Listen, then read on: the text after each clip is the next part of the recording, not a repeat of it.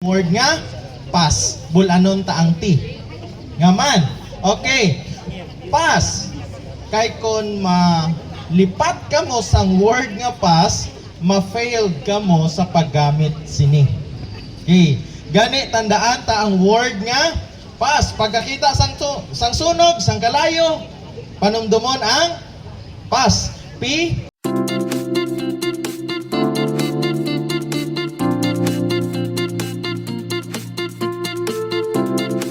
A-S-S. Okay. So ano ang botsing ganon sang P? Pull the pin. Pero kung may T, kung may silyo, it-twist para mautod ang silyo. Okay. So pag twist nimo, makuha ang silyo and then proceed sa P. P is pull the pin. Bulanon tang pin. Okay. Another trivia. Kung nagkuha sang pin, hindi pag-uyatan amo ni. Kita? Kay hindi mo gid makuha ang pin, gahugot. Gahugot siya. Pero kung mag-uyat, ang handle is ari sa idalom. Amo niya ang proper way sa pagdala sang fire extinguisher, hindi mo ni. Okay? So, kay kun mo ni, pag ginugot mo, hindi na siya mahugot. Kay ginapress niya. Ginapress ang lever. So, ang proper way is diri kaptan sa dalom and pull the pin para mas hapos. Okay. Pagka pull the pin, aim the nozzle at the base of the fire. Okay. Butsing ganon, itutok na to siya kung sa diin gahalin ang kalayo. Hindi siya sa ibabaw sang kalayo, kundi sa idalom kung sa diin nagahalin ang kalayo. Ang proper distance niya sini is 3 to 2 meters lang. Hindi ka gid magpalapit sa kalayo. And then, kung sa diin nagapakadto ang hangin, i-consider na ang mga factor. Kung sa diin nagapakadto ang hangin, hindi naton pag sumalangon, kundi mapa-ayon kita sa hangin. Kung nagapakadto dito ang hangin, hindi kita magmuni, kundi mamuni kita. Okay? So, letter A, aim the nozzle at the base of the fire. Okay? So, ang pagkapot sang nozzle is diri dapat sa punta or diri sa ginatawag sa may ulo-ulo gid. Hindi pagkaptan di sa puno kay pwede mag wanglo. Okay, ha? Diri gid sa ulo-ulo kaptan. Ha? Sa ulo? Kaya para masigurado mo gid kung sa diin masumpit ang fire extinguisher. Ulo kita na? Ulo gid? Sa ulo-ulo gani damo gid makarelate. Alright.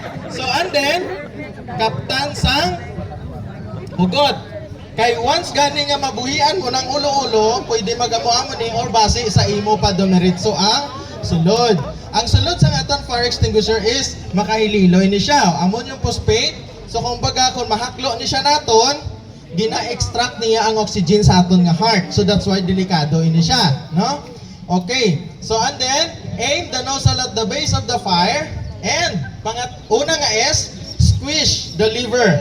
Ang lever niya, amo niya siyang sa babaw, amo niya siyang hambal ko, ngayon hindi siya part sang handle. Ari ang handle, ang lever ari sa babaw. So, una nga is press the lever and squish side to side. Okay, una nga letter gani, B. sa pass is P. Pull the pin. And then, aim the nozzle at the base of the fire. And then squish the lever and sweep side to side. Amo lang gid na siya ka simple maggamit sang aton portable fire extinguisher. Perfect. Pero kung wala ka idea kung paano gamiton ang portable fire extinguisher, ihaboy mo na lang ni. Okay? So, I hope nga may ara na ka mo idea. So, ma-demonstrate kita subong sang paggamit sang aton nga portable fire extinguisher. Pero mostly makita ninyo sini sa mga mall or sa mga bagong mga establishment, may ara gid ini siya nga silyo, either yellow or green. So we need to ano gani kon may silyo? Okay, so kinanglan siya naton nga i-twist. I-twist anay naton ng pin before naton i-pull kay para mautod ang iya nga hugot or ang higot ang iya nga silyo. Alright. Okay. So sino di pwede na makasample? Diri sa... Okay, ma'am?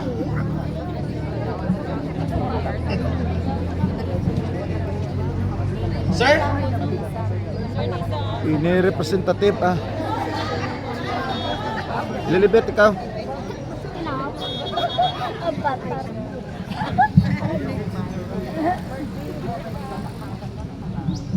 Okay, so useful gini ni siya katama. Actually sa iban gani nga mga family dwelling nga mga panimalay gina-recommend ini siya namon.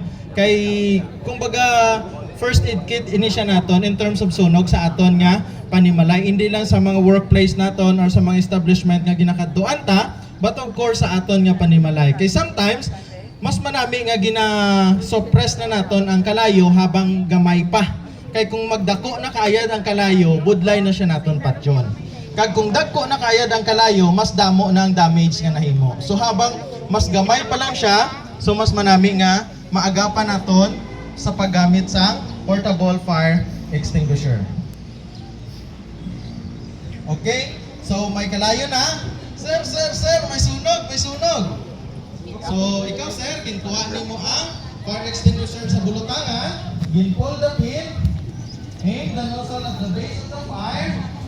Napunta sir, sa ulo-ulo sir. Liyot lang, dali lang sir, dali lang. Liyot lang ay binit kay daw dira agad makanto ang aton nga.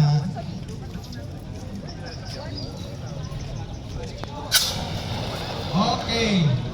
Sir, liyot lang, liyot lang.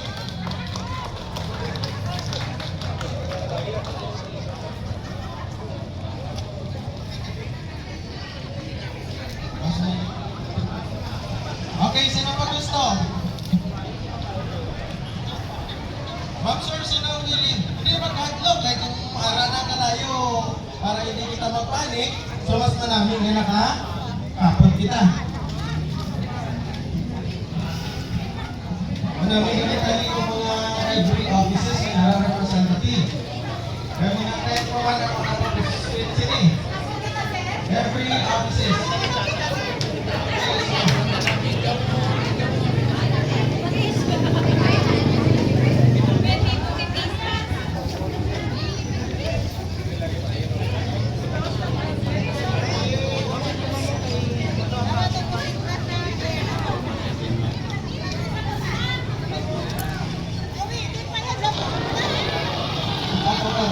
Tama na.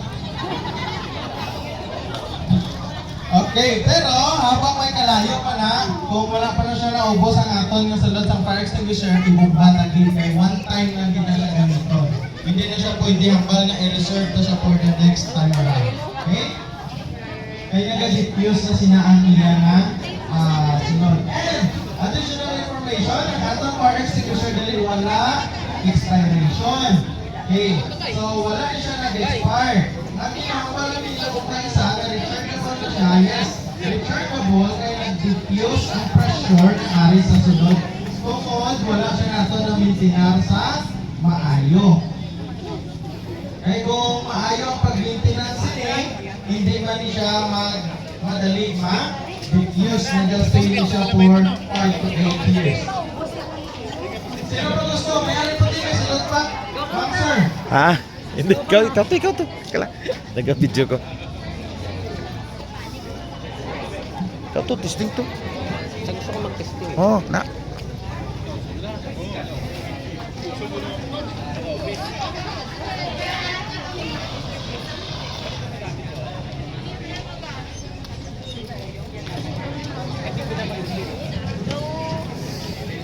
Okay, so masakit muna sa ilaw para tabot-tabot sa ilaw nato.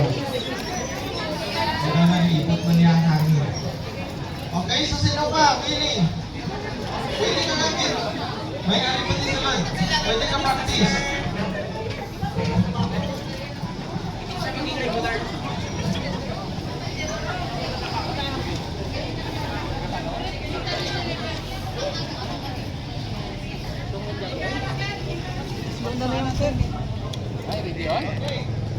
So, ang proper way siningin sa pag-maintain sa aton nga fire extinguisher, una, hindi gid siya naton pagkitang sa floor.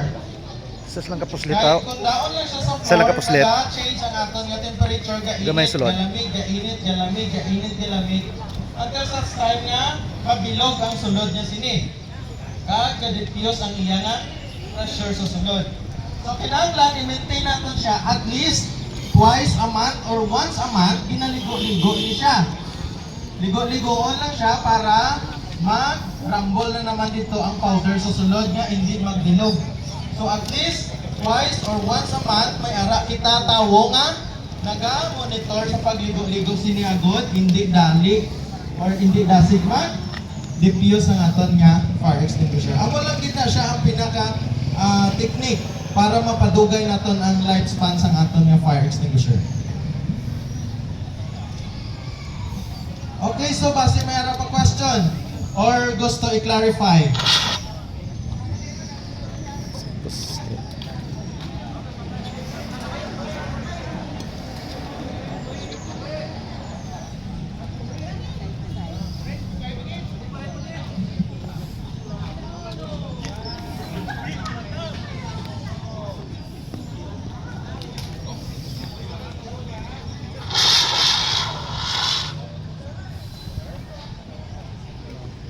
Sino pa? Sa mga bataon na dyan, no? Kay kamo mas madasig mo dalagan, dali. Ubusan na tokwan. Ubusan na ang sulod sinakay one time ano lang na, one time use. Hindi na siya pwede ma-reserve.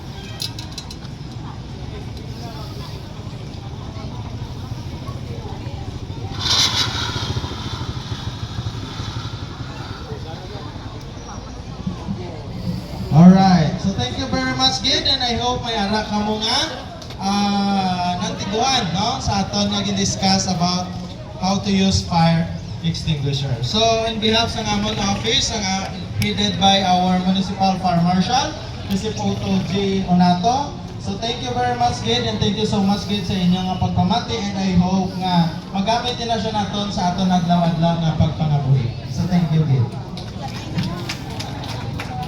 Pwede man sa galing nga simpit-sumpit lang, hindi mo galipag pinsanon.